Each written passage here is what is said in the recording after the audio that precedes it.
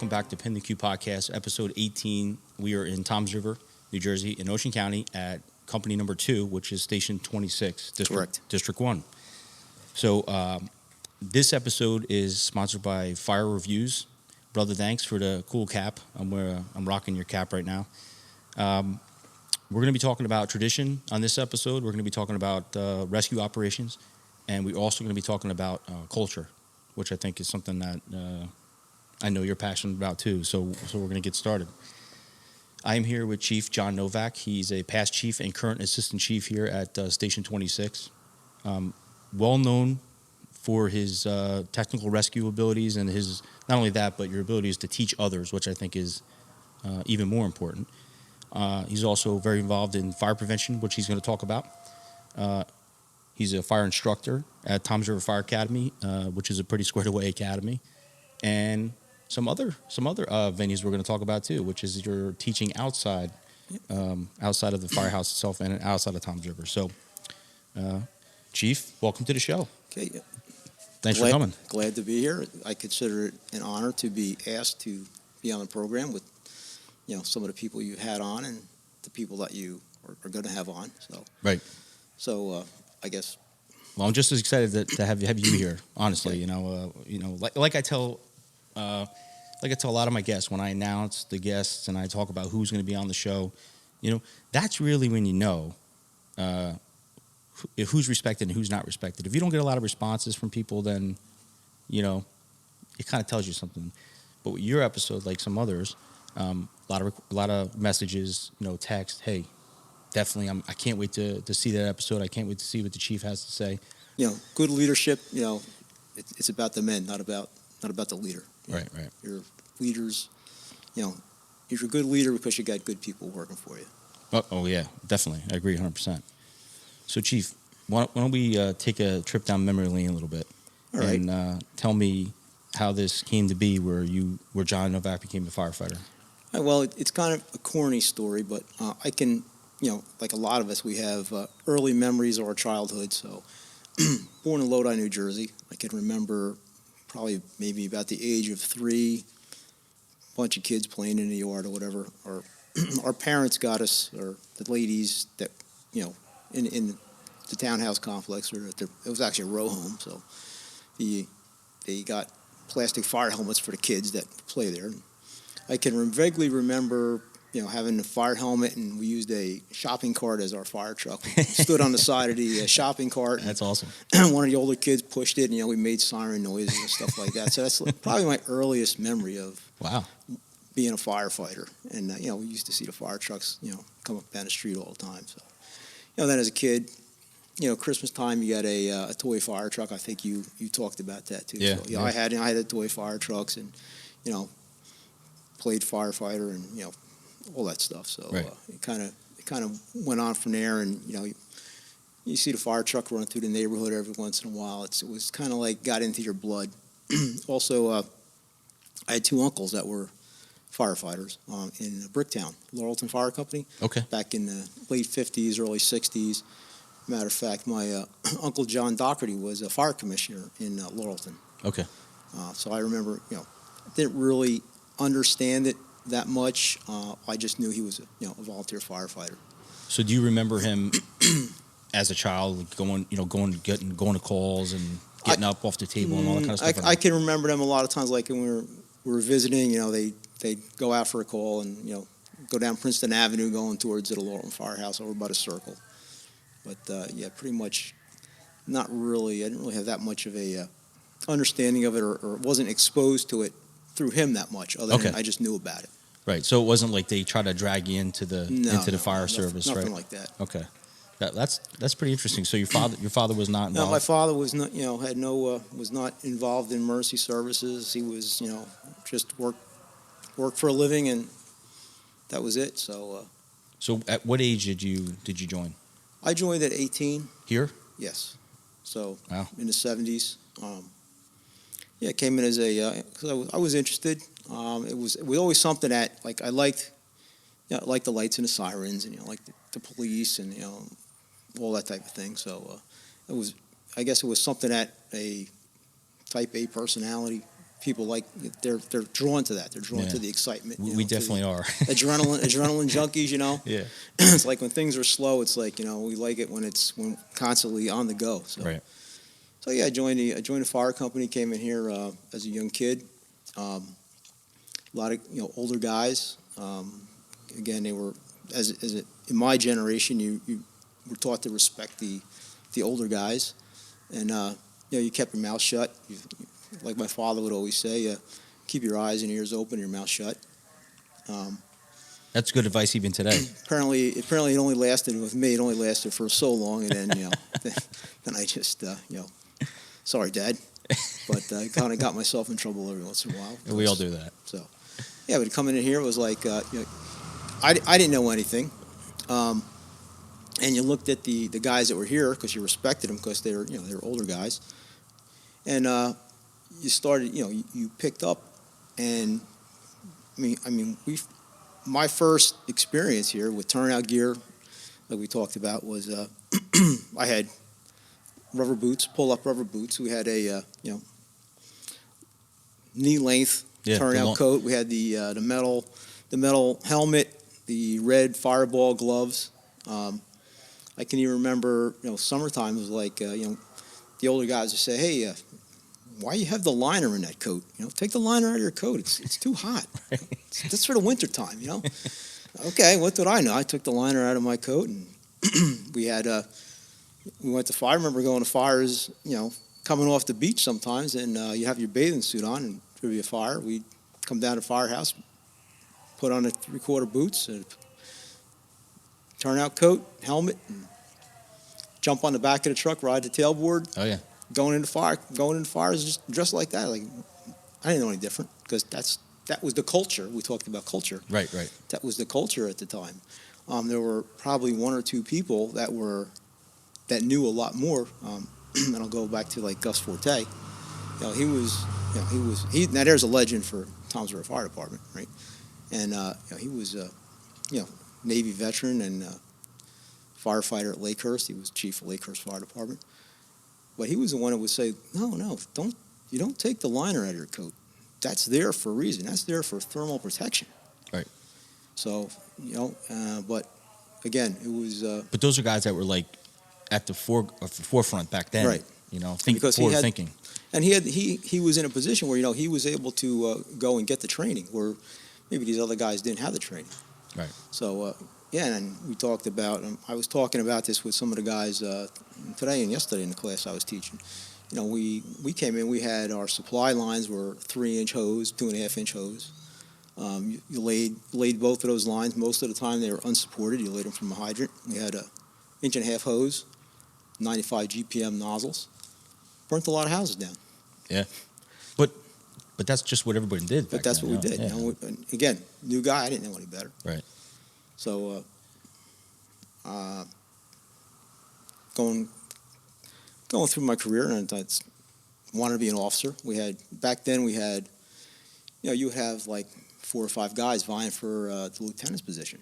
Right. And it was obviously with the volunteer service, it's a company vote as far as who they want for their officer. I didn't make it. Like the first couple times I threw my hat in the ring, I didn't make it. Did you feel you were, at that point in your life, did you feel like you were pretty ready to take on that challenge, or were you just kind of wanting to do it because it was the next step? I think I was, because by that time I already had 4 years in the Marine Corps, so I thought I had a little bit of background, and again. And you did a little firefighting in the Marine Corps, correct? Just a little bit when I was in Beaufort, South Carolina.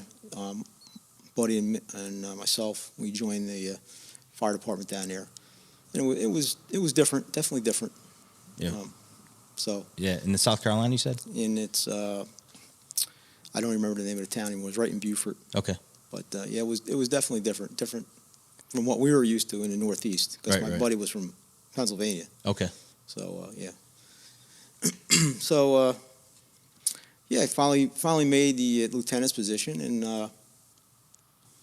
I don't know if I tried to make some changes, but I was able to and had the ability to get training through our fire academy, which, again, going back to Gus Forte was one of the instructors, and guys at the fire academy, along with a lot of other, well-known people in the Toms River area, Dover Township at the time. Your Mickey McGuire's, your Jack Duffy's. They were the people that got the ball started at the fire academy and made it at what it is today for us. To take over, stand up. We stood on our shoulders and moving forward. Right. So as a lieutenant, you remember how old you were roughly when you first became lieutenant? Do you recall? Probably about maybe 25, 26. Okay, so that's like the average, I think, average age that guys start picking up to become lieutenant. When you first started lieutenant here in this company, tell me what it was like here then, as far as the call volume, the type of calls you had. I mean, it wasn't like a lot of smells and bells like it is today, right? When you were going to fires? We had fires. Again, probably didn't have the amount of fire alarms that we have, only because the amount of new construction we have out there, the requirements for fire alarm systems. But we didn't have that many fire alarms, so we did have a lot of fires. At least to me, I thought we had a lot of fires. But what was it like leading people? Because you were in the Marine Corps, so you know all about discipline, you know all about leadership.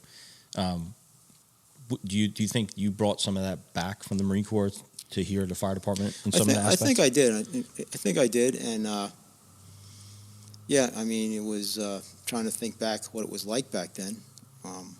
But then moving up, one of the issues being a younger guy, because then you moved up to captain and eventually assistant chief, and we had the guys that were over me, my assistant chiefs and my chiefs at the time. It's like, there's a young guy that's coming in that thinks he knows everything. Yeah, that's what I'm getting at. Stuff. Yeah.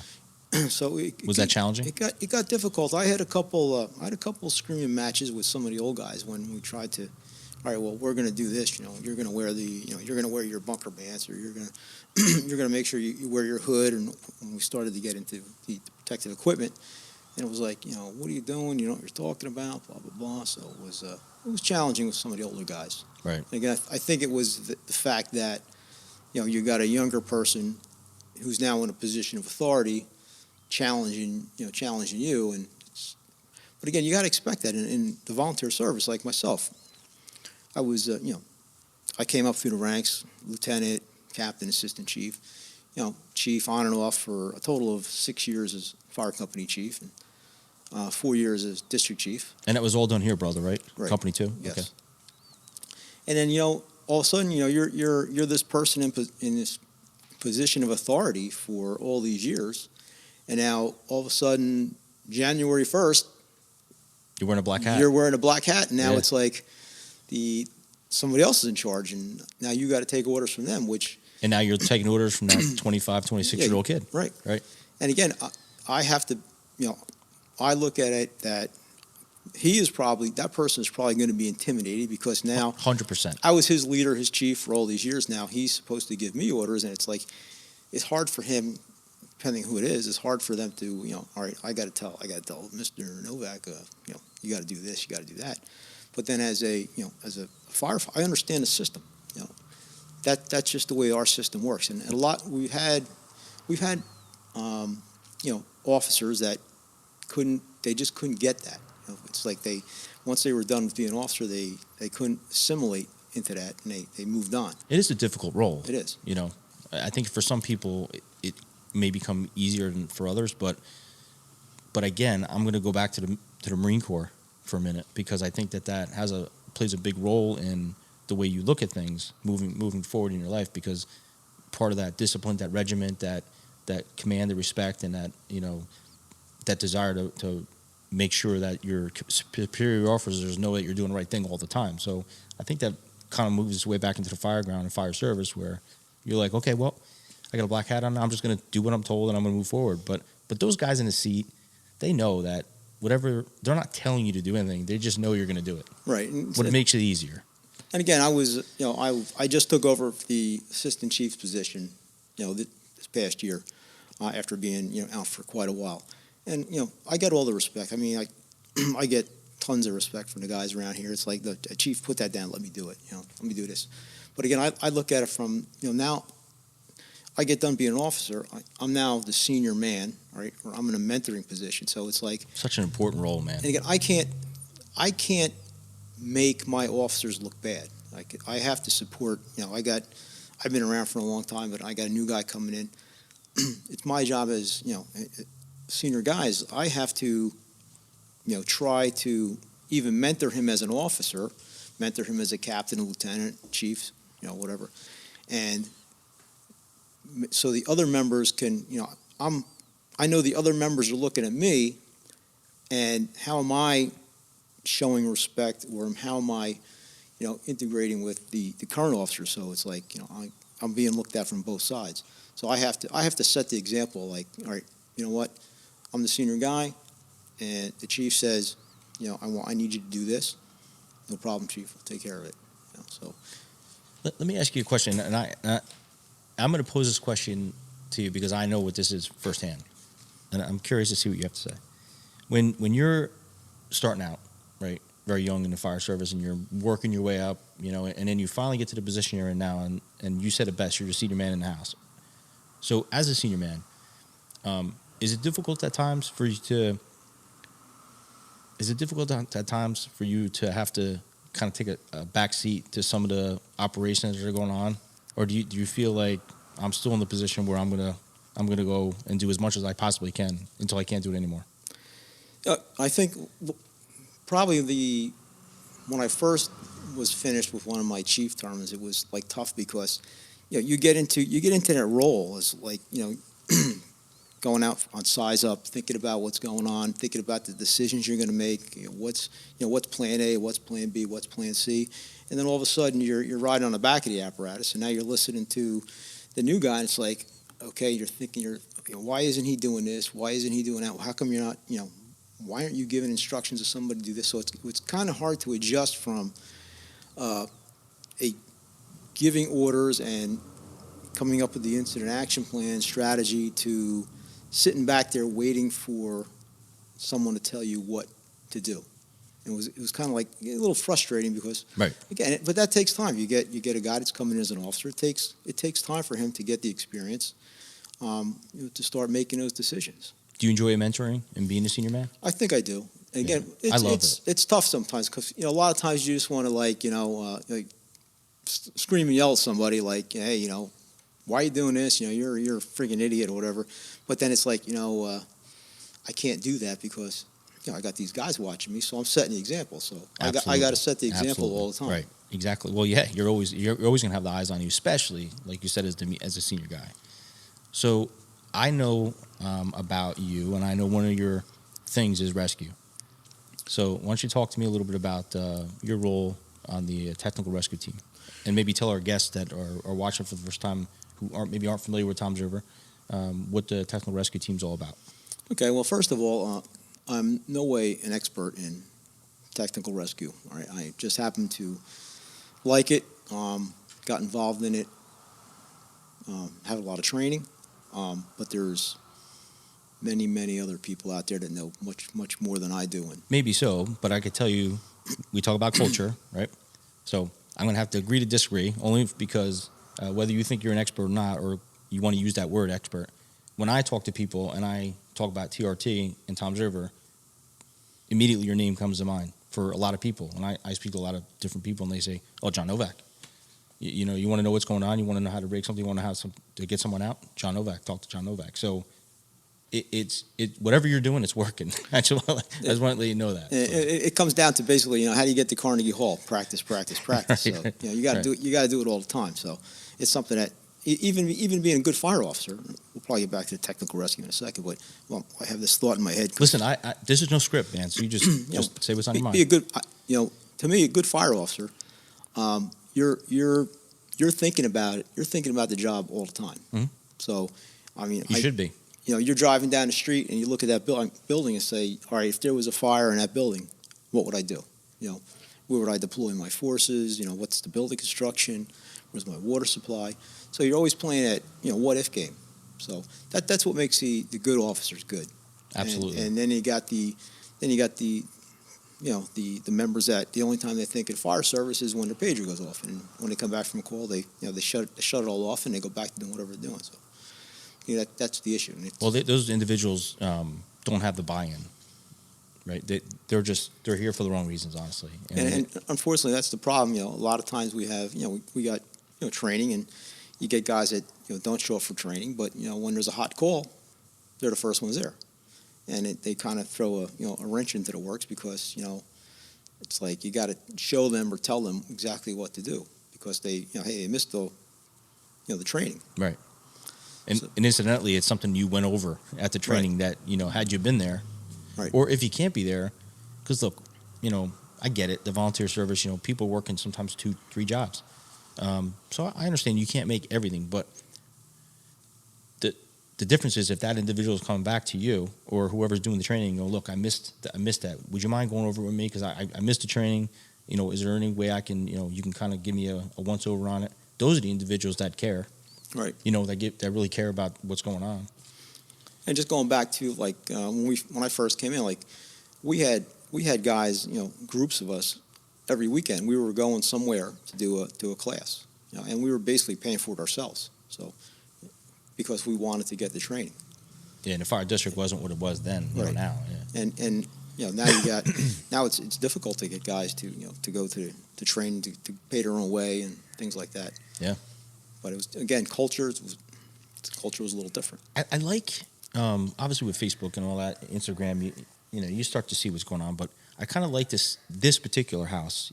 It seems that, at least from the outside appearance, is that there's more people guys hanging out here. There's more of an internal culture that's happening here. Would you say? Yeah, and that's fairly recent. I think that was one of the reasons why I wanted to come back as to the assistant chief position, to help. To help mentor the younger officers, obviously to support my chief, Bruce Miller. Right, Bruce. Yeah. And then I thought I brought something to the table where I can affect a little change, get some training going, get some more scheduled training going, get a little buy-in, use the things that I know, try to get these guys a little more motivated. And it shows. I mean, they're coming down on Friday nights. They're hanging out. They're going out, taking the rig out to do some, drive around, do some target hazards. They're going out to the football game on Friday nights with Company One, and they're putting the flag up on Company One's ladder at the football game. And the guys are meshing because Company One and Company Two, we run together on all calls. Right. And unfortunately, you do have two different organizations, and we may do something one way and they may do something another way. So sometimes there's a little friction, in the operation. But all in all, I think we work very well together. Is it rewarding for you to be in a position you're in now as a mentor, as senior man, to kind of look back and see what you're seeing? Yeah, and again, it's like I can see. You get to the point where I don't have to make every call, because I can see the officers that I have, the members that I have, they can handle it by themselves. I don't have to be there. I don't need to hold their hand. If I don't make it, I don't make it. But I know the job is going to get done. And if the job doesn't get done, and we see some issues that we need to take care of, I'm not afraid to grab the guys on the floor, the station here, and say, listen, why did you do, on the last call, why did you do that? And so you're doing debriefings. Right. That's good. It's kind of like informal. Good. Informal good. debrief. Yeah. We talk about it. It's like, why did you do that? And this is why maybe you should have done something different. And this is why. That's good. Because I got to tell you, Chief, a lot of people aren't doing that. What will happen is, though, someone will do something on a call that maybe wasn't perfect, and then instead of pulling that person to the side and go, listen, brother, this is what you probably should do next time, like you're doing, they're just going, that guy's an idiot, and they keep walking. Well, wait a minute. If that's the issue, why aren't you grabbing them, pulling them aside, and praise in public and scoring in private, and say, hey, man, I saw what you did. Maybe next time do it this way. Constructive criticism goes a long way, I think, but that's not always happening. Right. And there's a saying out there. I don't know who coined it, but it goes, training is everything. Everything is training. So I kind of adopted a philosophy that, when we go out on a run, if there's something that it could take 5 minutes, all right, we'll stop. Let's go. We're on a call. All right, take a look at this. Come here. this is how this fire system works. The alarm system, sprinkler system, fire pump, whatever. This is how this works. Going out on a call the one time for an elevator emergency. Elevator was, there was no one in the elevator, but we were there. So I took the few guys. All right, stop. Since we got the elevator, here's how you open the door. Take the keys, open the door. And they thought it was the greatest thing. That's phenomenal. We got to open an elevator door. That's phenomenal. Yeah, because you're already there. Right. It's not like you have to make a drill of it. You're right there. Yeah, so if any little thing you can see, take a couple minutes and turn it into a little training. That's right. Program. So the technical rescue team, you're obviously a big part of that. Tell our viewers what it's about. All right. So the technical rescue is basically situations, incidents that require special training, special equipment. So you're talking some type of collapse situation, confined space, trench rescue, high angle rope rescue, swift water. Pretty much got involved in it. I know back in the 80s, the fire district brought in a guy by the name of Jim Tickner from Texas to do rope rescue. And obviously the equipment he was using back then is nothing like we have today. I mean, we were doing Swiss seats with 1-inch webbing and figure eights, and we were up at the fire academy. We did rappelling and lowering and all this stuff. So kind of built up an interest. And then probably somewhere after that, we had the rescue truck in Toms River Company too, and we had some equipment. So we took some guys that were interested, and we were doing some rope stuff and things like that. So that's how we kind of got into it. Bring me back to the not to interrupt you, Chief, but bring me back to the original rescue that you had. What kind of equipment did you have on that? The original rescue. Oh, the original rescue was we actually started with the old bread van, and that wasn't really a rescue. It was basically a utility van. And okay. I remember Bill Kennedy one year in the 80s. He went out to Philadelphia for Chiefs Convention, and he came back and says, "All right, here's the picture of your new rescue truck. We bought it." So, okay. So we actually went. It was built up in Rhode Island, Rhode Island. So we went up there and brought the equipment up to mount and everything. So it wasn't really utilized. Again, we go back to culture. Right. We were used to running out of a bread van, which was a utility vehicle. So unfortunately, the rescue truck wasn't utilized as a rescue truck like you would think of today. It was Correct. Basically a expensive utility vehicle that if it ran to structure fires, it ran to maybe do cascade or carry some fans and some support equipment. So it really wasn't exploited to where it should be. Correct. And then at a point we had actually one of my first chiefs when I first joined, Dick Mahaffey.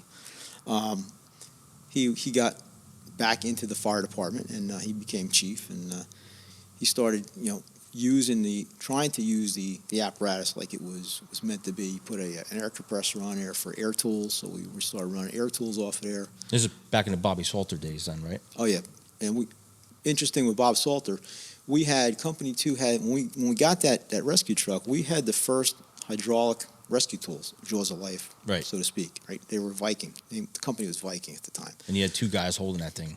No, they were very light. Were they? Yeah. Now going back to Bob Salter, like I went through Bob's training. Very great. I mean, guy knew everything about extrication, but again, he was limited with tools, and he was air chisels and porta powers. He was great with. He actually was the one that started the Unit 61 out of Company 1, because back then he said, if I'm out of town, I want somebody to be protecting my hometown. So that's how that morphed into getting Unit 61. So he basically set them up very similar to his operation and did the training. And again, I went through the training with Bob at his River Motors on Walnut Street. Right, and just to let the viewers know, this guy had a tow truck company, a towing company, right, and was doing rescues way back when, right, before the fire department did that. Yeah, he was the guy to call when they had a crash and extrication. They were calling him. He'd go all over Ocean County, right, to do the extrication using air chisels and porta powers. Yeah, I remember seeing some old photos from the '60s or in Beechwood on the side of the road. His tow truck there and him in there with the air tools. Yep, it's pretty cool. Yeah, so when we bought that rescue truck, it came with Viking. Viking was the manufacturer. It was a set of cutters. It was actually an electric hydraulic pump. Okay. Unfortunately, since Bob was such a big name in extrication, and he had a bad experience with Hearst, the old Hearst, tools that again, going back to you needed two people to hold it. Oh, right? yeah. So Massive. It was like we were kind of like the black sheep. Don't even pull that tool out. We don't want to know anything about it, right? Then we actually took it to Bob and said, "Hey, Bob, take a look at this." And he looked at it, said, "You know what? Hey, this is pretty nice. It's a lot lighter than what I was expecting, what I was used to." He was actually thinking about possibly buying his own at that time. Wow. Because of the difference in the manufacturing, and we actually lent it to Unit 61 for a year or so. Said, "Listen, since you guys are the primary extrication unit, why don't you take this, put it on 61, use it, see what you think." And that's pretty cool. Yeah. So then they used it, and then I guess they did an evaluation, and that's from there they went to Hamatro, and then we went to Amcus. Okay. The problem was that, unbeknownst to us, Viking had it was a patent infringement against Amcus. So Amcus won in court, so Viking had to destroy all their equipment. Gotcha. So we had Viking equipment left over that fit Amcus because of that. So we stayed with Amcus, and now we're actually going to start converting back. We finally got standardization. So we're going to start converting over. Now we're going to Hearst. Hearst, yes. Okay. Yeah. So that's going to be up and coming in the years. We're going to start switching over. So. Gotcha. Unbelievable. We actually standardized now. Hey, listen, sometimes it takes time, man. Yeah, we talk about culture. Sometimes you got to break the mold a little bit. So getting back to the technical rescue, it's like, so we were out in Indianapolis, FDIC, which I know you're going to be going to. So yeah, first time. This is going to air after you come back. So correct. Again, hopefully I'll see you out there, and yeah, definitely. I think you're going to have a great time, and it's going to be a awesome experience, and you're going to be overwhelmed. Like I tell all the first timers going out there, right? You're going to be overwhelmed, and it took me 25 years to get there. Make sure you go to St. Elmo's and have the shrimp cocktail. Okay. All right, good. I'll have to remember that. I'll write it down because I can't remember anything anymore. We'll be there Monday night if you want to join us. Definitely. So yeah, going back to technical rescue, we were out in Indianapolis one year, probably like 2004, I think it was, about 2004. And one of the chiefs out there said, we're standing around the hotel, and he says, "You know what? We have an issue. We have a deficiency. There's a void. We don't have anybody that really can do technical rescue incidents. So we need to do something." So they said, "Can you stand up a team?" So I said, "Well, yeah, I can stand up a team." So we kind of hashed it out in Indianapolis, and we came back and we grabbed the guys that we thought would be good fits for the team, because we were already doing a little bit of rope stuff and everything. So started to get involved in that. We got equipment, we got a little bit of training, and then we through Bob Hansen. I know you know Bob Hansen. Of course, Bob Hansen was a senior planner at USAR, and at that time they were getting into the Metro strike teams, and that was only for the Uwasi areas in North Jersey. So Bob's thing was, well, what about the rest of New Jersey? Right. So he started to develop a program called RUST, Regional Urban Strike Teams, and that would come out of each county. And that's still going on today, correct? To a point. The issue is all funding. So since we had a team, Bob reached out to us, said, "Why don't you come out to Lakehurst to these steering committee meetings?"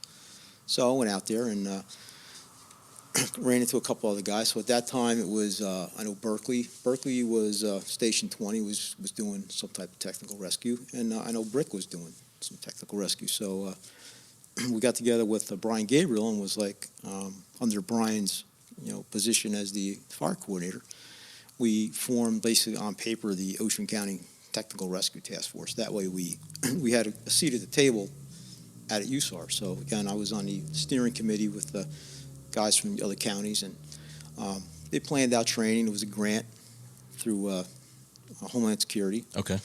So we were able to go out there, get the structural collapse 1 training, structural collapse 2, confined space, ropes and rigging.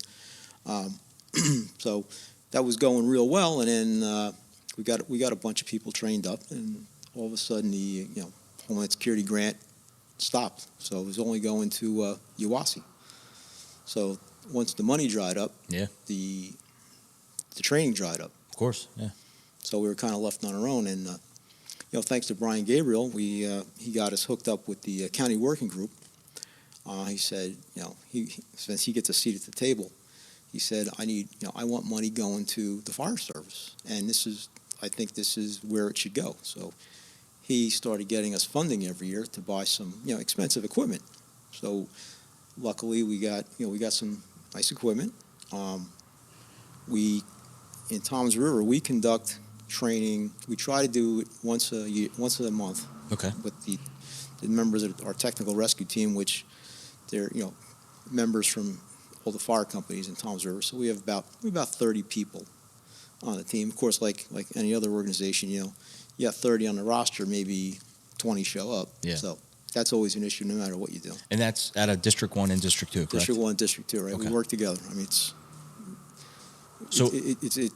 it's like one group, and the people that are there, they're there because they want to be there. Oh, absolutely. There's no egos. There's no attitudes. Right. You have to be. Yeah. And one thing I will tell our viewers, I think it's important to understand, because Chief, I do have some people that watch the show that aren't firefighters. They're just so interested in what we do. This is secondary to your obligation with the fire department itself. So this has nothing to do with the actual fire company. So you have your roles at the fire department, company 2, and then on top of that, this is separate. So this is a whole nother responsibility, a whole nother obligation to volunteer to. Correct. So these are 2 completely different volunteer organizations, if you will, correct? Correct. It runs out of the fire company. So remember, everyone's a member of a fire company in Toms River that belongs to it. And again, the fire commissioners in Toms River, both Districts 1 and District 2, really been phenomenal over the years. That they gave us a budget. So we were funded. We were able to purchase equipment, purchase personal protective equipment, uniforms, all that, right, type of thing.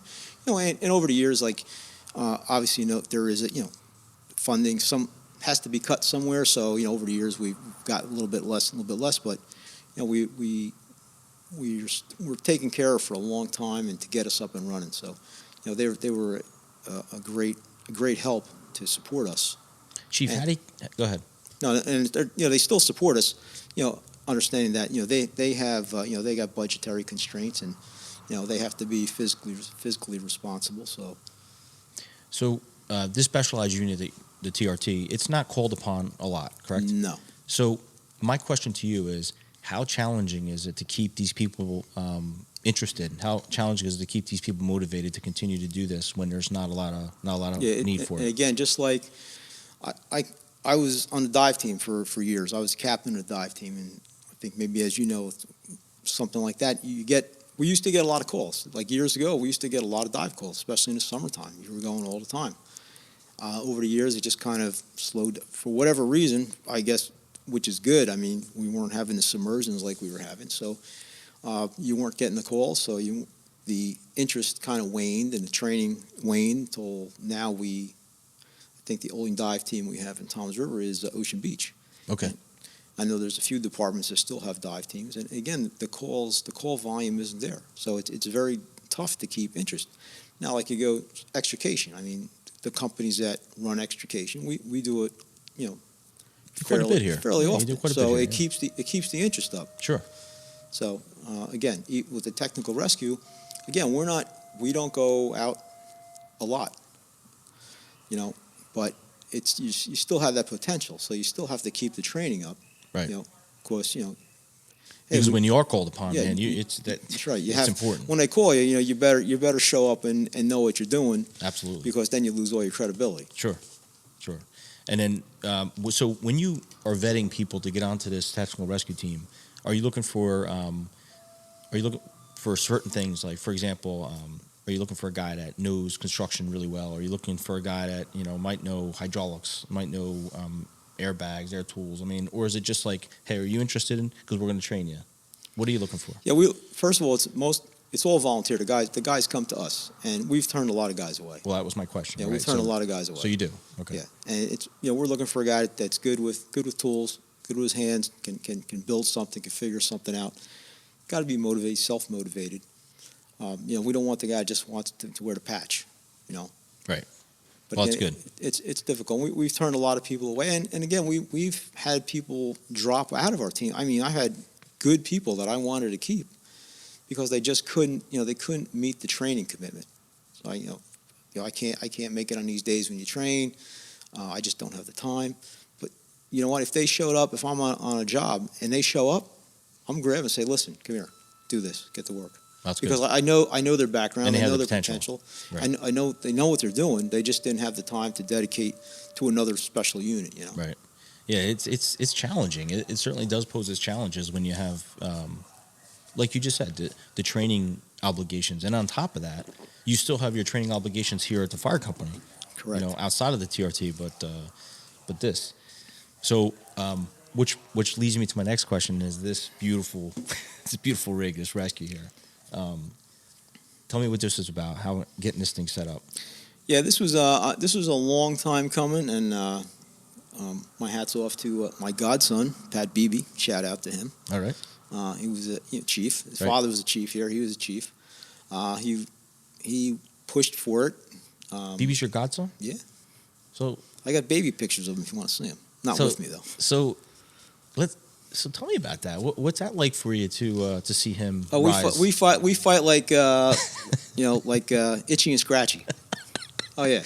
That's interesting. I did not know that till Oh yeah. right now. It's That's cool. sometimes it's a screaming match on the floor here, like Itchy and Scratchy beating each other over the head with That's a awesome. mallet. Are you super proud of him though? Oh yeah, he's a great kid. I call him a kid. He's Yeah, he's a man. he's But same age as my daughter. So But it's cool to see. It's cool to see him grow up and do this, right? yeah, and he gets it. He knows what it's all about. That's cool. So he was part of the. He basically got to push through Okay. to make it come to fruition. Obviously, by the time the truck did come in, he was out as chief. But that's the process. That's how long it took. Right. Right. It takes a long time. Yeah. Are you happy with the way this thing Oh came yeah, out? it's a beautiful apparatus. Fits all your needs. Fits all our needs. Again, everything's a budgetary. You got so much money you can spend. So you got you like to have all the bells and whistles, but sometimes you got to cut stuff off. And what's on this? You have the TRT stuff on here as well. We have our TRT stuff is spread. We have another apparatus that we carry a lot of high angle rope on it. We have a trailer, a collapse trailer that was purchased through the county grant. So we have most of our equipment for structural collapse on that trailer. A lot of struts, things like that. That's the one that's at the academy, right? It's moved now. Okay. We moved it back to I think I saw it there when I Station was up 26. at the academy for the Tim's training, and I saw it. Yeah, we was moved nice. it. Yeah, we moved it to a 26.1 now. Okay. We did take a lot of the TRT equipment we put on here. Yeah, I saw the struts, and then that's good. And you obviously got rescue equipment on here, the extrication and all that. We got Plus, you're using it as your RIT. full extrication equipment. We use it as our RIT. We got Cascade. So yeah, it's pretty much equipped to handle most rescue type incidents that we may come across. We do a lot of funny things. We do a lot of work with the CMC at the emergency room. They call us all the time for rings. Oh, that's interesting. So I'm glad you brought that up, because that's maybe people don't realize that when someone comes into the ER with an interesting situation or rescue, that they call you guys. Yeah, we've done a lot of ring jobs in there. It's usually by the time when the hospital staff can't get it off, and then they call Joe from maintenance to come down, and Joe, you got to see if you can get this ring off, and the bolt cutters don't work. It's like then by the time they call us, well, call the fire. Like when the experts panic, they call the fire department. So then by the time we get there, it's the finger's so swollen up. There's Right. no way we have to cut it off. So Right. so we've done a bunch of those. And Always then good. and then also Chief, if you can talk a little bit about this company's operation as a RIT team. So we're a RIT team for Toms River. We branched out a little bit. We go to Holiday City in Berkeley. We're going to start going to I think Lakehurst, maybe out to Manchester. I don't know. That's what I was told. Yeah, we run on our RIT calls. So and again, the problem with not the problem. I mean the issue with that is like when you go out as a RIT team, like all right, we go out there and we get all the stuff out and we stand on in your garden gnome. Yeah, you stand on the front lawn. It's like okay, all right, but if you're needed. But it's such a vital that one time that something happens, right. You got to be on your game. Absolutely, 100%. You got to be there. You got to do it. I'm on the RIT team in over there at 47, and we take it very seriously, just like you guys do. And that's one of those things where people want to get onto the RIT team. The first thing you tell them is, you understand that this is a commitment. This isn't just something else we do at the firehouse. This is extremely important. And then, once you get through your awareness, and then you go to your operations, and you come back and you want to be on a RIT team, no. Well, at that point now, we're gonna put you through our expectations as a RIT team member, and then on top of that, you need to maintain your trainings. And then when we go on these jobs and we're called upon as a RIT team, we're not just gonna stand there. We're gonna be watching what's going on. We're gonna be ready to go. We're not waiting with our gloves off. We're ready to go. So in the minute, we're going right to work, and we're going to do what we have to do, because it's such an important job, such an important role. But people look at it like, the RIT team. I don't really want to do that, because then you're just kind of standing around and not going to work. There's a lot more to it. Oh yeah, I think anyway. It's like, we had a basement fire the one time, and we were going to go down into the basement, and I looked back at who was on the RIT team standing out front, and I was like, I hope they don't have to rescue us. Because to me, the guys on the RIT team, you need some. It's the best of the best, in my opinion. You need to have some tough MFers. Yeah. That are going to go in there, because that's when they're needed. When the shit's hitting the fan, you need some guys that have experience and have a set of balls that are going to go in there and pull your ass out.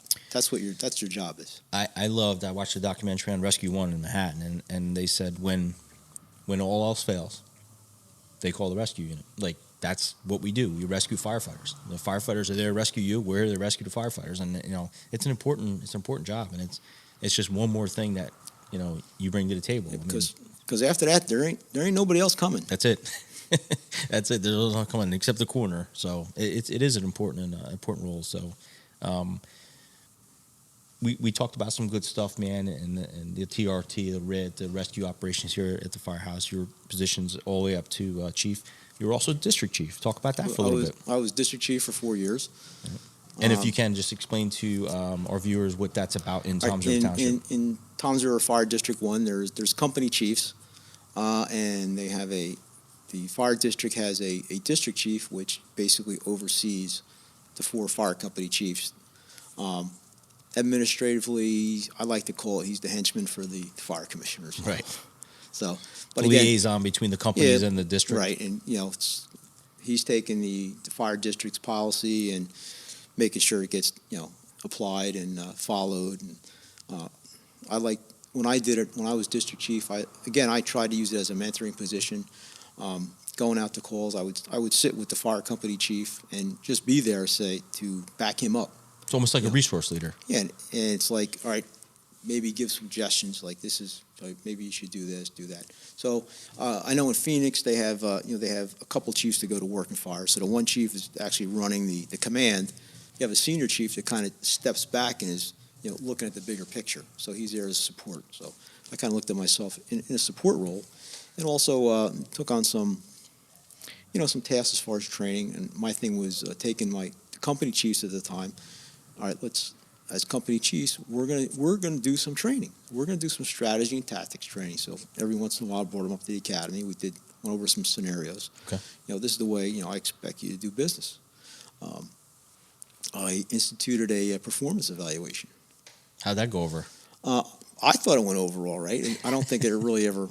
Was it receptive? It got traction after that, but it was at least the guys knew I was watching, so right. I set up a performance evaluation for, okay, you're the chief, you need to do a performance evaluation on your officers, and I gave them a checklist. Here you go. This is what you should be expecting from your officers. Do they meet the expectation?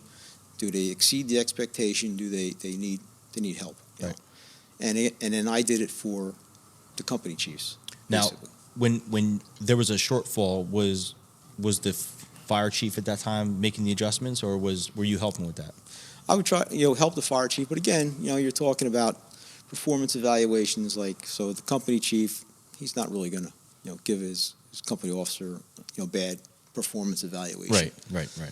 So that's to be expected. But at least it was something. We had something that we could show. If something happened, we got jammed up with a lawsuit or something like that. We're going out. We're documenting training. We're documenting performance evaluations. So we're keeping on top of our game. Yeah, finger on the pulse. Yeah. So yeah, it's good. We're trying to protect. Obviously, and again, part of the district chief's job is to protect the fire district, protect the fire commissioners from issues like that. Did you enjoy that role as district chief? I enjoyed it. Yeah. I got into a few arguments with other departments. Leave it at that. Well, that's to be expected. Sometimes it's not always going to be always an easy transition. So let's tell the viewers what you do for a living. Right now, I'm a fire inspector in Toms River. How long have you been there? I'm in my 21st year now. Yeah.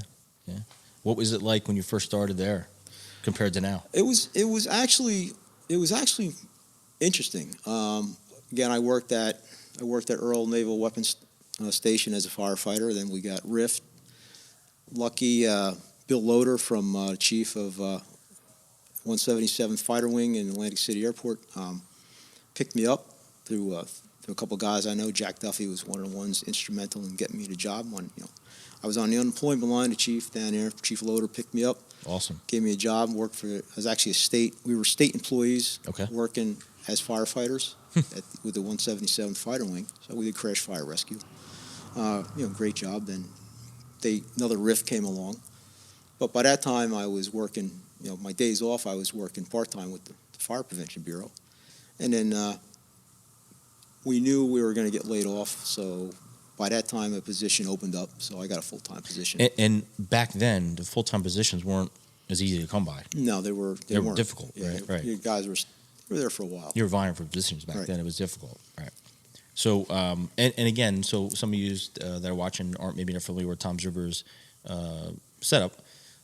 Toms River had a pretty aggressive fire prevention unit even way back when. Yes, they were very aggressive. Chief Lightbody, John Lightbody, he started back in 1974. He started. And there wasn't a lot back then. Pretty much, he started with a couple guys, and he saw the need for fire prevention and education, and he basically developed probably one of the largest fire prevention bureaus in New Jersey. I would imagine they are one of the biggest. I mean, I know that for years watching them, and you guys have some really talented individuals employed by you guys, so it's good. I know a lot of the guys in that, and they're pretty high speed guys. And what is your role there currently? I'm second in command. They call it a lead fire inspector. Okay. So. And you do arson as well? Arson invest? We do fire investigations. Okay. Right. And we work in conjunction with Toms River Police detective, prosecutor's office. Right. So again, if we go in there, we think because we work as a task force, so it's not only just. All hands on deck. Yeah, if we get there and we obviously can see that this was an accidental fire. Yeah, you call it prosecutor's fire prevention. Our guys are going to do the investigation. Okay. We don't need law enforcement involved. If we think there's any question, we're going to get our detectives involved and. Right, and Toms River Police Toms River Police. If you're not familiar, they have their own arson unit within the police department. Correct. So that's good. So again, we have law enforcement involved, and obviously they're the ones that have the experience in interviewing. Correct. So they can. Right, in the prosecution end of it. Right. Right. That's good that you guys work together as well as you do. Are you looking forward to your retirement, or are you really enjoying what you're doing? I like what I'm doing. Obviously, looking forward to retirement. Sure. But then again, it opens up opportunities to do other things. Correct. And then let's talk about those other opportunities. You're also an instructor, correct? At outside of the Toms River Fire Academy. I'm working for Don Colarusso at All Hands Fire. Yeah, good dude. He's going to be on. Sounds a good guy. Yeah. You probably already see the episode by the time this one airs. Yeah, but, episode 17. He asked me if I would like to do some work for him, and I said, yeah, it sounds interesting. And it's I said, well, I'd be interested in pump operations and maybe something else. But he said, no, you got to do more than that.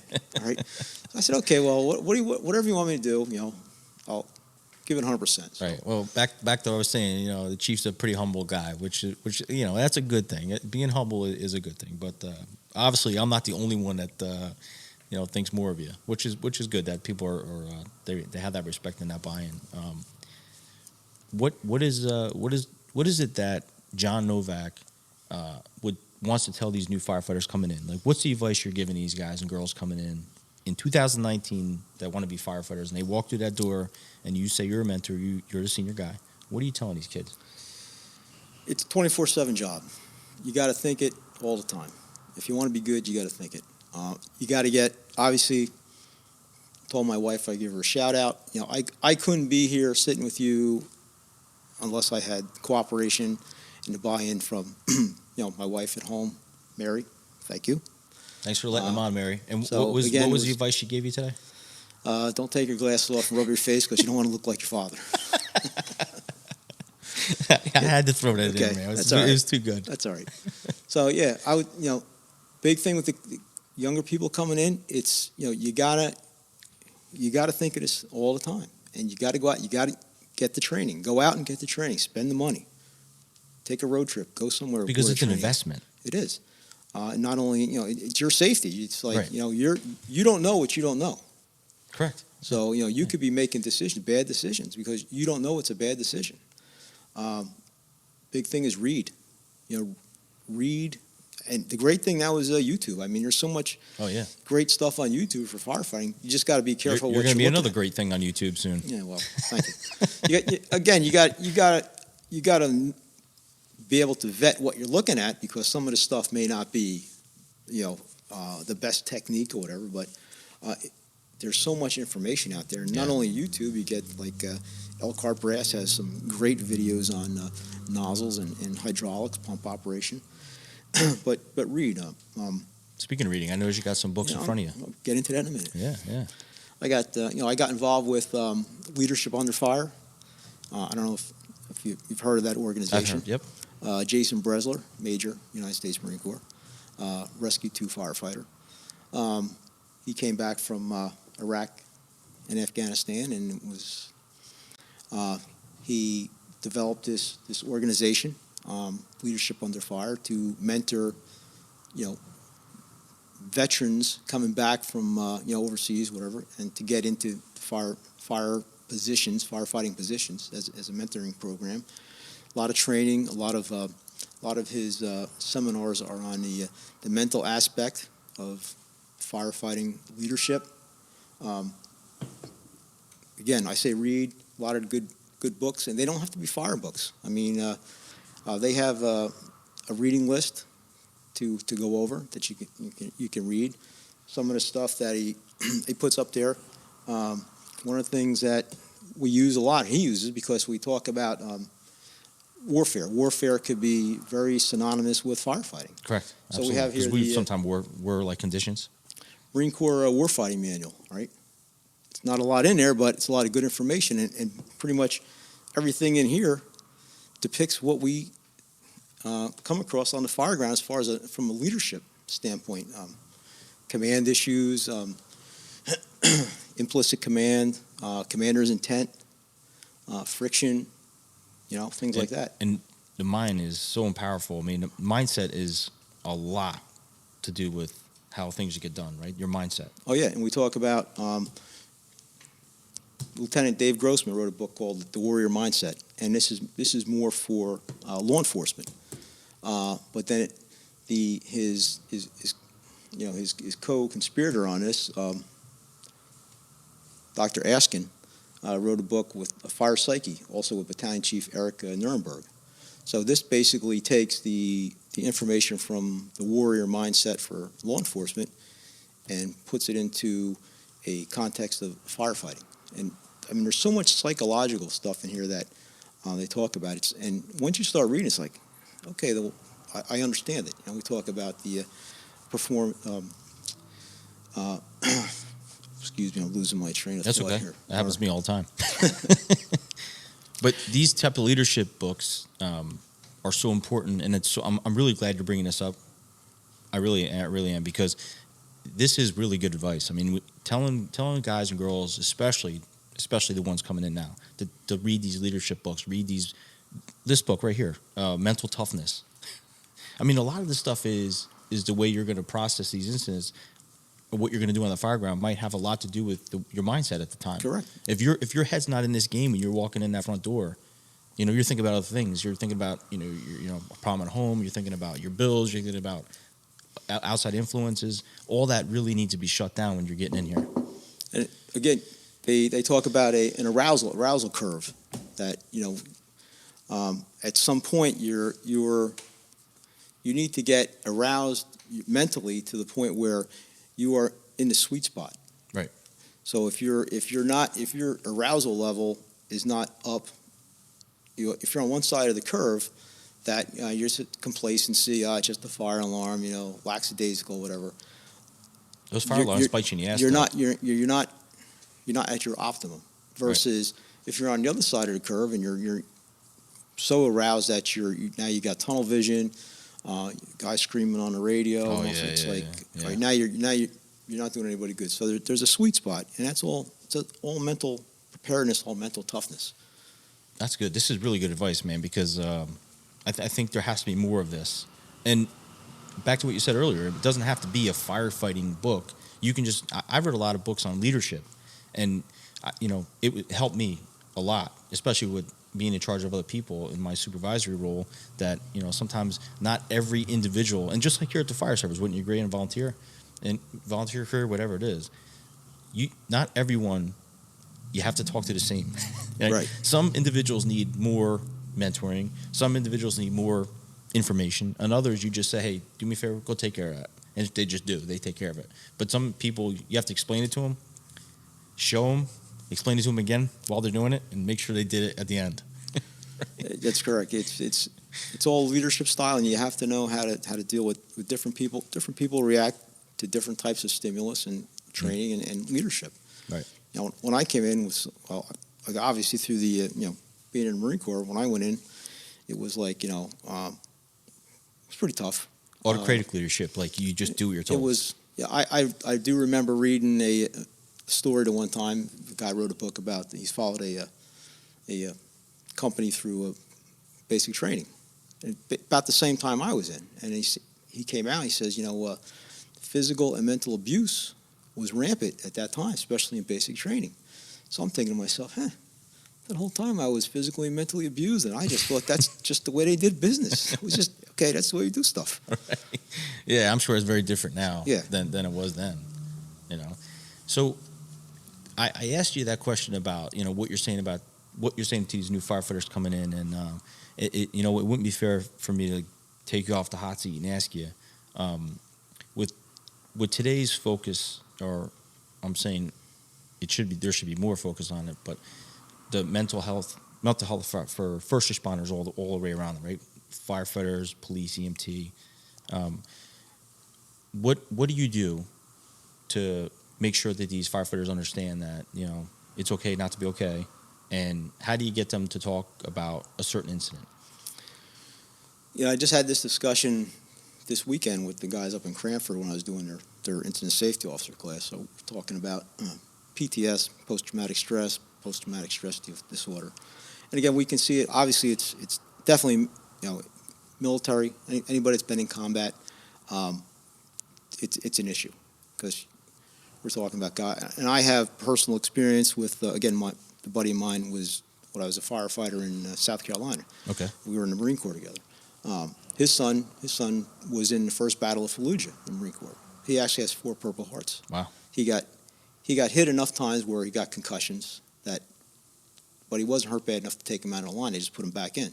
So he saw a lot of action. And again, he's, sitting next to a guy in a Humvee, rocket propelled grenade. This guy gets killed. He's okay.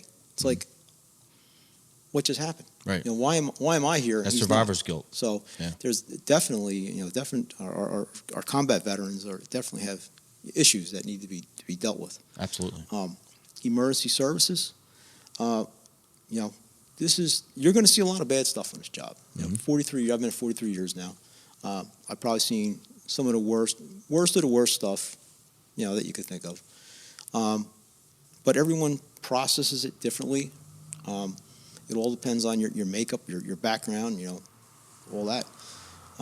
Try to tell the guys, we try to tell the guys, now listen, you're going to see some bad stuff, all right? It's not, we don't want the guys to be, just, be the tough guy. If you think you're having a problem, if something bothers you, pull somebody aside, say, listen, that call really bothered me. Talk to your friend, talk to your company officer, talk to the chief, talk to clergy, anybody. But, don't keep it pent up inside. Right. And a lot of times with the post-traumatic stress, from what I understand, it's like, you may see something bad. It's going to bother you for a while, but over time, everything kind of like goes away. It's that bucket effect. You just throw it in the bucket, and eventually that the bucket overflows. Again, right. It all depends on the person. Right. Some people it doesn't affect them. Other people it affects them to a certain extent. Right. But we know that because we talk about, I think the big thing now is suicide with emergency services. Correct. Personal opinion, I think sometimes there's a lot more than just there's a lot more involved than just going to a bad call. Right? You went to a bad call isn't the reason why you killed yourself. Right? There's a lot of other influences out there. Home life. It's a culmination. Financial difficulties. It's a culmination. I agree. Depression. All those things. So. Correct. I mean, it could be though that someone that's new into the fire service that comes across an incident that's so traumatic for them that maybe it's like an eye opener for them, or they can't process it well. But I noticed that you guys just got a brand new table here for the firehouse. Well, we're waiting for it. Right? It's paid for. It's not delivered yet. It's not here yet, but I could be wrong. Please tell me if I am. I feel like that. There's a reason you did that. Right. Okay. There is. And what's that reason? It's, we talk about, if we talk about tradition, culture, you go to a lot of firehouses, everything is done around the kitchen table in the firehouse. They solve all the world's problems. Correct. We were, our guys were sitting out here in the engine bay. So to me it was like, what? I came up with this idea. I said, listen, if we buy a nice table, firehouse table, put it in the kitchen in the back, because we got a membership room in the back. So we've got a kitchen and everything in there.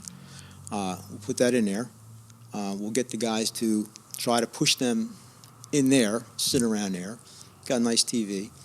Then I talked to the trustees. I says, listen, I need a whiteboard. I need bulletin board, stuff like that. So now we can use it as a training room. Right. So when they're sitting in there, we can put messages up for training. We can do some pre-planning or talk about stuff. Put different type of training messages up.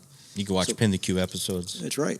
We can so we can kind of get everybody in there. Right. Start sitting around the firehouse table and get that discussion going. Get some training issues going. We did have a debriefing, critical incident stress debriefing after a call on Christmas, where the professional counselor did say, you know what, that's actually a perfectly fine way to get people to talk. 100% agree. Talk about what happened. And when you told me you were buying that high-speed table for the department, and I knew exactly what that table meant. You know what I mean? Because I love it, man. I love it. I love hearing those stories, and I know you. And immediately when you said, oh yeah, getting a table for the fire, I know exactly what you're trying to do. You're trying to get these guys around that table, not just for its looks, but for what it's going to bring to the fire company. And what it's going to bring to the fire company is that conversation that has to happen after a bad call. Because the days of coming back from a bad call, and everyone's quiet in the rig, you know it's a bad call when everyone's quiet in the rig when you're going back. No one's saying anything. That's a bad. So you get back and everybody just goes home, right? Instead of everybody just going home, now we're gonna, hey guys, let's go back and sit down and talk about what we just saw. Maybe it's just that. Maybe it's just that conversation, that dialogue. That's all we need to get us through. Right, and it does go back to tradition. You talked about the young guys. Right? So the young guys. Well, what's the significance of having this table to sit around in the firehouse kitchen? Well, that's where you got to say, well, it's kind of like a tradition. You go into, especially the, firehouses in the Northeast or a lot of career departments. That's where everyone congregates. The guys come in the morning, have their coffee in there, have their breakfast in there. Everyone sits around there. They talk about stuff. Right. So that's kind of the idea behind it. So you kind of have to these younger guys may not understand that because they don't understand firehouse culture. They don't understand tradition. So Correct. we kind of have to. It's so great you're doing that. It is forward thinking, man. I love hearing these stories and that's obviously that's why I'm even doing the show is to bring this out to people and let them know what the firehouse culture is all about. And again, obviously. I feel like it's our responsibility. I feel like it's our responsibility as senior guys, and you have more time than I do, and it's nice to see that as many years as you have on, Chief, you still are motivated as hell. Right? Hey, and you're still wanting to help. I was all Friday. We went to Holiday City for a RIT call. You were going to work. I was the officer on the rescue, and we were going in there as the RIT company. It turned out. We were first due with the engine from Company 1, and going to work. Hey, Chief, you're the interior. Okay, so hey, got a little street cred. Good. Because you can talk a lot, but the young guys got to see that hey, you're still able to do it. I'm not going to send you in to do something I'm not going to do myself. So correct. We got in there, got a little dirty, got the new helmet a little dirty. Good. Had some fun. Good. Obviously that it was at the expense of poor woman lost a lot of her possessions in her house. But, yeah. That always sucks, It always sucks when you're standing there, and it. And you know what? It's that fine balance where you want to high five each other and enjoy the moment, but at the same time, you don't want to do that shit in front of the poor lady or poor guy that lost everything. Yeah. You have to come back and do it at that table, and that's when you high five each other and stuff. And again, it goes back to what we talk about, leadership stuff like that.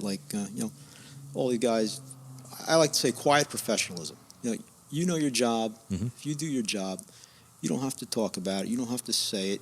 People know, right? They know that, that guy knows what he's doing. That's the guy that, I'm going to count on, Correct. And it goes back to, we talked about this rescue truck.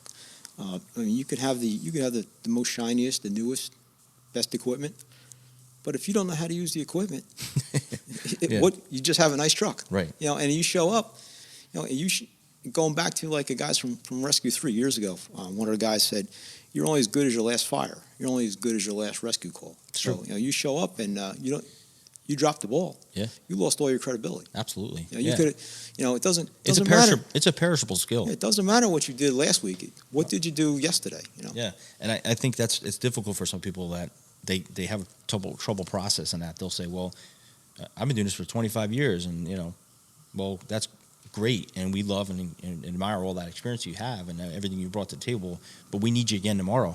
Yeah. And we need you again next week, right? It's a perishable skill if you're not staying on top of your game. But here you are. I respect you because with the amount of time you have on, you're still very active. You're very active in this house. You're very active in training. You're teaching at the Toms River Fire Academy still. So you're not just talking the talk. You're walking the walk. So I think that's what guys here at this house appreciate. And you do it because you enjoy it. Sure. Basically, it's in your blood. You love the job. You love doing it. Doesn't matter whether you're a career, whether you're a volunteer. Matter of fact, had the discussion. I think you had this discussion with Aaron Heller about career versus volunteer. Because again, you're looking at a career department. You have guys that are maybe 25% of the time because they're working 1 on, 3 off. Correct. So if they don't happen to be working that day and there's a fire, they don't get any experience. Right. Versus, say, like in Toms River, we have a lot of our people work in town, public works guys, that they're available all day long. And so when there's a fire, they're usually there. So they're getting the work. Sure, they're getting that experience. So again, we have guys that have a lot more. I think we have guys that have a lot more firefighting experience than say some career departments, because it's a roll of the dice. If you're not there that day and there's a fire, well, What? Let me ask you, Chief. What if you had to put it in a single sentence? What would be your best experience so far from the fire service? Do you have that best experience? Something that comes to mind immediately? Yeah, nothing, not a call or something like that. I think the best experience is when you get a guy that you've taught, come through the fire academy, or you've been in your fire company, you've trained him, and you see him go out there and he gets it. He understands. He understands the job. He knows what he's doing. Is that your reward? I think that would be a reward for me. Okay, that's great. And then you talked about your wife. How much family commitment's involved in all this? Oh, a lot. You can't do this without your buy-in from your family. Right. Because again, they're the ones that are, you're getting up from dinner, you're going out on a call, you're going out on Christmas, you're going out on New Year's. I'm going to training this weekend. I'm going to FDIC for the week. I'll see you when I get back. So yeah, it's a family business basically. Right. It's buy-in from everybody. If you don't have, I've seen plenty of guys come in and they don't get the buy-in from their family, and they just have to, they like the job, they're good at it, but they have to quit. You mentioned before that you were a mentor and that you're a senior guy in the house. Who was your mentor? Do you have one? Do you have that one person that you're like, man? I would probably say, again, going back to Gus, because he was around and I was around him, and he was a chief instructor at the fire academy, and he was I would say he was probably one of my mentors. Okay. At the time. And again, he was an example. Do you take a lot of what he gave you now yourself teaching at my wife tells me that you're turning into Gus Forte. So to answer my question. And again, I try to keep. I heard all his jokes 100 times, so I got them stored in my. We talk about leadership. Leadership, prime decision making. Right. So I got all that stuff in my hard drive that I can just spit out his jokes, because I heard him so many times. So all the younger people that didn't know him, hey, that was pretty funny. Where'd you come up with that? I didn't make that up. Gus made that up. So. Do you enjoy teaching at the academy? Yeah, I enjoy it. Yeah. It can be. I'll tell you, going back to the fire academy, I wouldn't want to be a new guy now. I mean, what do you mean? We're talking. It's a commitment. Oh God, yeah. You're talking 240, 260 hours. So we get these. I'll say kids, but we have some older guys coming in, right, and gals. And you're doing PT too, right now? Are you doing PT? We were doing PT. We kind of morphed it into some type of a functional exercise that would mimic something you might do on the fire ground. So your PT might be, put your turnout gear on, take the hose, carry it up to the 4th floor, come back down, or do something like that. So you're getting some type of skill. We're incorporating the PT is actually incorporating a skill. So it's more functional now. Yes. Okay. But you're talking 240, 260 hours. So it's a huge commitment. This last class started October, and it's only going to graduate next month. So we're going from October to April. They just finished up. I think they just finished up their testing. So what are you doing? 2 classes a year now? We've been doing, I believe, 1. Oh wow! So our next class doesn't start till October. Oh wow! Wow. So yeah, it's a and on top of that, you're doing night classes, you're doing in-service classes too. Right. Correct. Yeah. So a new person coming in, it's definitely a commitment. You're there, 2 nights a week and almost every other Saturday for like 4 or 5 months. Yeah, it's a tremendous commitment, especially because you're not getting paid for it. It's 100%. And you're coming from work. I mean, most of the people that come through, they're working all day. Right. And they got to go home. Then they got to study, because you got to pass the state test, because they can't get their firefighter 1, firefighter 2 unless they pass that state test. So not only are we teaching, we have to teach to the state test, we also have to teach the skills, make sure that they can perform the actual skills on the fire ground. Yeah. And then they got to go to work the next day, and then they got to come back. So it's I wouldn't want to do it again. Yeah, but I'm sure if you had to, you would. it's a commitment. Yeah, it is. And the last question I'm going to ask you is, were you at all instrumental in getting Justin to shave his mustache? I think not me, but the counselor. When we went to, I mean, it was kind of funny. We were at critical incident stress debriefing, and the counselor says, "You look like Freddie Mercury." So I think that, of course, and once she said, "You look like Freddie Mercury," that of course spread like wildfire. So it's like, "Hey, Freddie Mercury, how you doing?" And then, even people that aren't in the fire service saw him, he does look a little bit like Freddie Mercury. That's awesome.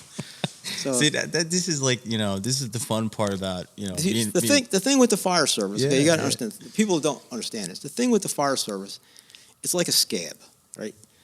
You got a scab, and you start picking it, and you start picking it, and you start picking. Right. So if we know something bothers you, we're just going to start picking it, until you break down or whatever, So you got to have tough skin. You got to have tough skin. But again, that's all part of this brotherhood, and it's all done in love, obviously. It's never done, we're not hazing anybody. It's all obviously done in love and stuff. But that little bit of razzling is good.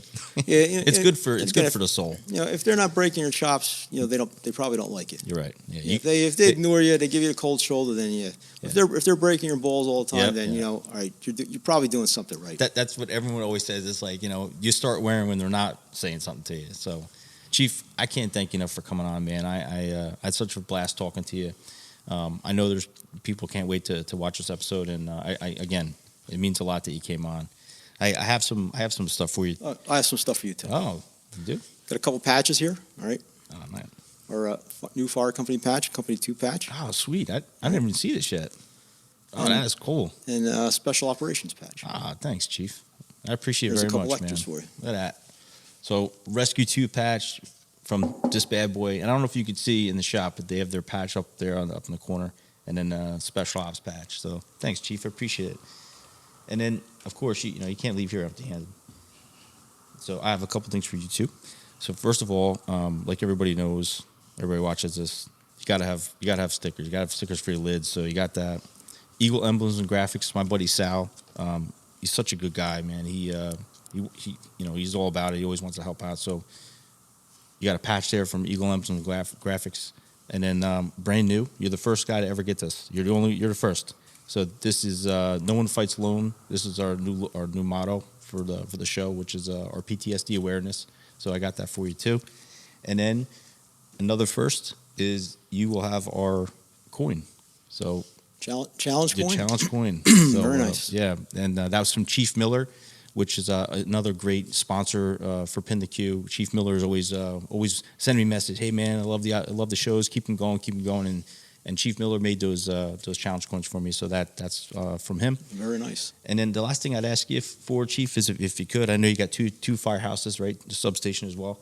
So Next Rung is an organization that this guy Blake, he's a firefighter in Georgia.